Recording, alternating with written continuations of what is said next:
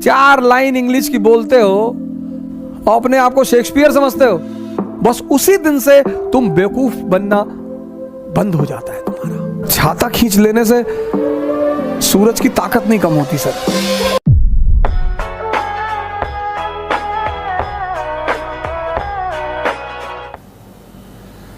बड़ा कंफ्यूजन। ये पश्चिम के लोग हमारा मजाक उड़ाते हैं और भारत वाले हंसते हैं उनके साथ। हाँ ये इंडियन होगी आर वेरी। 4 लाइन इंग्लिश की बोलते हो और अपने आप को शेक्सपियर समझते हो। थोड़ी फटी हुई जीन्स क्या पहन ली, माइकल जैक्सन बन गए।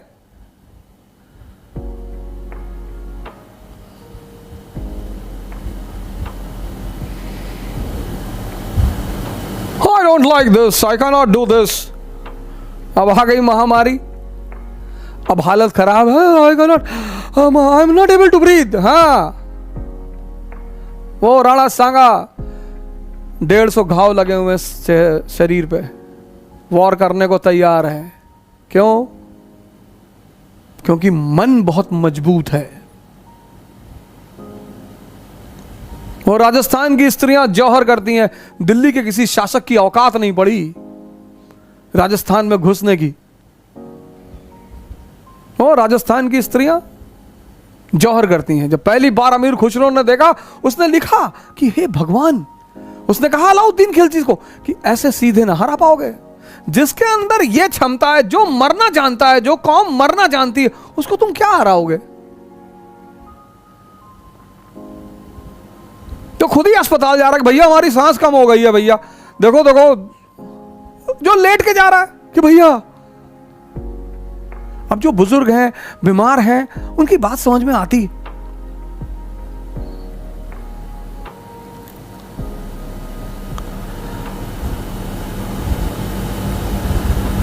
इसलिए मंदिर में लाइट जलाई जाती, शमशान में नहीं जलाई जाती है, क्योंकि शमशान एक नेगेटिव जगह है, मौत से जुड़ी हुई।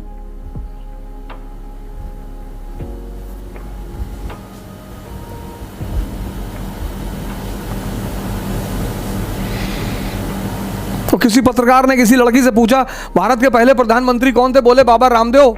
बोले वो पत्रकार ने कहा मैं भगवान से, ईश्वर से दुआ। किसी चीज को देखने का तरीका, किसी चीज को देखने का तरीका। आप ऐसा नहीं कि जो चीज देख रहे हैं वो सब सही है। एक मारवाड़ी जो है वो एक शराब की दुकान पे गया और उसने शराब के दुकानदार से कहा कि देखो, अगर मैं अपनी आंख को अपनी दांत से काट लूं तो मुझको एक बोतल शराब दोगे? दुकानदार ने कहा कि आंख को दांत से काटोगे? उसने कहा हां। कहा अच्छा काट के दिखाओ, देंगे। उसने एक बोतल निकाल के रख दिया। उसकी आंख नकली थी एक, उसने निकाली और दांत से काट के दोबारा लगा ली। दुकानदार तो चकरा गया कि अरे यार ये तो धोखा दे गया हमको। उसने कहा अच्छा। तो उस मारवाड़ी ने कहा कि देखो, अगर मैं अपनी दूसरी आंख भी दांत से काट दूं तो? दुकानदार ने कहा बेटा तू दूसरी तो काट ही नहीं सकता। उसने सोचा कि यार ये आता तो है देखते हुए, अगर दूसरी आंख भी इसकी नकली होती तो ये चलता कैसे? ये कभी टकराया ही नहीं, कभी गिरा ही नहीं। तो उसने कहा अब तो कंफर्म है कि अब ये हार जाएगा। उसने कहा तू दूसरी काट के दिखा, मैं तुझे 2 बोतल दूंगा। मारवाड़ी ने कहा सोच ले। उसने कहा मैं बोतल लाऊं ना तो 2 बोतल दूंगा।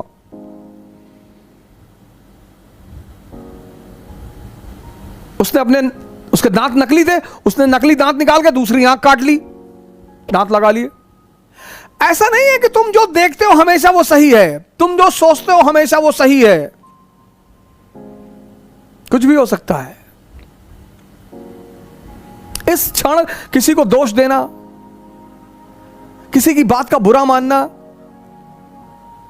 यह दोष देने का समय नहीं है सर। ध्यान का जो पहला चरण है वह है मन को समझना। अगर आप समझने लगे कि हाँ यार, आप पढ़ने बैठे, जैसे आप पढ़ने बैठोगे, दिन भर आपको कुछ याद नहीं दिलाएगा। दिन भर आप घूमो, कुछ याद नहीं दिलाएगा आपको, कुछ नहीं। जैसे आप पढ़ने बैठे वैसे याद दिलाएगा कि यार योजना नहीं लाए, यार योजना लानी थी, यार योजना नहीं लाए। यार वो उस दोस्त के कमरे पे यार नोट्स रखा यार। जैसे ही टेबल पे बैठोगे सबसे क्रूशियल बात याद दिलाएगा। इसका मुजरा देखते वक्त, कभी मुजरा देखते वक्त देखो गांवों में डांस होता है, कभी इसने कहा मैं बोर हो रहा हूं यार चलो बाहर रिलैक्स होना। आप गौर करो कुछ जगहों पे ये बोर ही नहीं होता, दिन दिन बैठा हुआ है, रात रात बैठा हुआ है, पढ़ने बैठेगा ये बोर होता है। 1 घंटे में कहता है थोड़ा एक चाय पी ले, मन फ्रेश कर ले। अच्छा क्या मन फ्रेश करेगा भाई? इन कामों को करने में ये बोर होता है, इसको मन फ्रेश करना होता कि मैं ऊब रहा हूं। इसको थिएटर में बिठा दो, ये अरे मजाल है बोर हो जाए। इसको स्त्री के साथ बिठा दो, पुरुष के साथ, ये बोर ही नहीं होता। वहां इसको ये नहीं कहता कि नहीं नहीं यार मैं बोर हो रहा हूं, मैं जरा चाय पी के आता हूं फिर तुमसे बात करता हूं। गर्लफ्रेंड के साथ बैठे दिन भर बैठे, वहां नहीं बोर होते। आप इसकी जालसाजियां समझो, आप इसकी चालाकियां समझो। इसी देखने को ध्यान कहते हैं। तो ध्यान क्या है? ट्रांसफॉर्मेशन।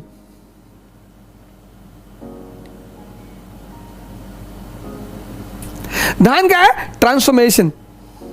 उसका पहला चरण क्या है? इसको देखना, बस सिर्फ पहचान लेना कि अरे यार ये तो मुझे बेवकूफ बना रहा है। जब तुम ये जान जाते हो कि कोई तुम्हें बेवकूफ बना रहा है, बस उसी दिन से तुम बेवकूफ बनना बंद हो जाता है तुम्हारा। आज मैंने आपको बताया, ये डायग्राम बना लीजिएगा सर, बड़ा प्यारा डायग्राम है, इसको समझिए पहले इसको समझिए सर। कुछ भी कर ले जाएंगे सर, आप कुछ भी कर ले जाएंगे, कुछ भी। अगर नामदेव डाकू से संत हो सकते हैं सर, अगर अंगुलीमाल डाकू से संत हो सकता है, अगर वाल्मीकि हो सकते हैं, अगर अवध ओझा हो सकता है, तो आप क्यों नहीं हो सकते सर? सब हो सकते हैं सर, बशर्ते उन्हें रास्ते का पता हो। मदद करिए सर। इस वक्त हम सबको एक दूसरे की जरूरत है सर। हम लड़ लेंगे सर, और आप टेंशन मत लिया करिए। हमारे बहुत सारे मित्र हैं, वो हमसे कहते हैं कि यार तुमको फलाना गाली देने दीजिए सर। गाली और आलोचना महत्वाकांक्षा का आभूषण है sir. Abuse and criticism is the ornament of ambition. मेरे कुछ कॉन्सेप्ट एकदम क्लियर हैं सर। वो जो मेरे चाहने वाले हैं गोंडा के, यहाँ के जो मेरे दोस्त हैं, जिन्होंने मेरे जीवन का एक और दौर देखा है, वो तो देंगे सर गाली, क्यों नहीं देंगे? उनका हक है सर, उनका धर्म है गाली देना सर।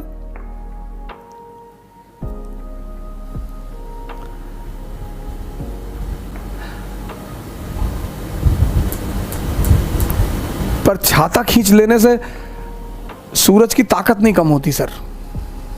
हमसे लोग कहते थे तुम्हारे बाप पोस्ट ऑफिस में थे, हैं तुम इतनी बड़ी बड़ी बातें करते हो।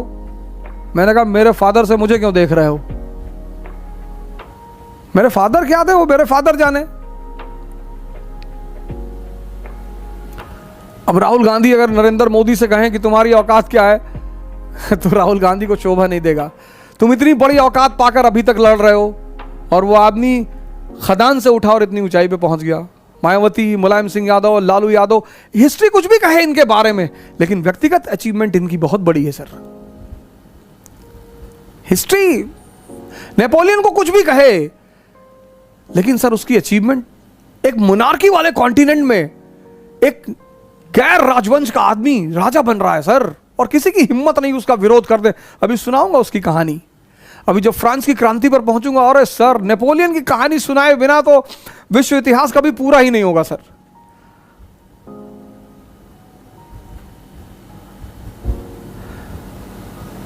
समाज, देश, राष्ट्र, हम इस सब के ऋणी हैं सर।